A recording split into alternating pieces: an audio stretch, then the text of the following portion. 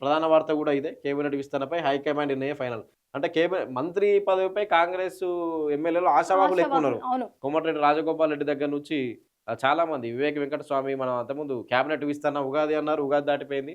అంటే కాంగ్రెస్ వ్యవహారం ఎలా ఉంటుందంటే అందరిని ఊరించి, ఊరించి ఊరి ఎవరికి కట్టబెడతారో లాస్ట్‌కి ఎవరు లాస్ట్‌కి తెలవదది. తెలీదేస్ అంటే అంటే వీటి మీద ఎవరు కామెంట్స్ చేస్తారో జూసి, ఆ యెస్. కామెంట్ సీరియస్‌గుంటే నువ్వు తప్పు మాట్లాడినావు కాబట్టి నీకు రాదు. రాదు. మళ్ళీ యెస్. వచ్చేది చూసుకుందాం. అంటే మాట్లాడనిచ్చే అవకాశం కల్పించి కలిపి మాట్లాడొద్దని చెప్తారన్నమాట.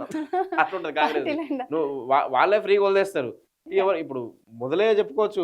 మాట్లాడొద్దు హైకమాండ్ నిర్ణయం అని. హైకమాండ్ ఇట్లా నిర్ణయం. యెస్. డైరెక్ట్ హైకమాండ్ నిర్ణయం అని అందరికి తెలిసిందే. మళ్ళీ ఫైనల్ అని చెప్పాల్సిన పని లేదు. ఎక్కడైనా అక్కడ ఢిల్లీలో జరగాల్సిందే. కాంగ్రెస్ ప్రభుత్వాలు ఏ రాష్ట్రంలో ఉన్నా ఢిల్లీలో నిర్ణయాలే జరుగుతాయి.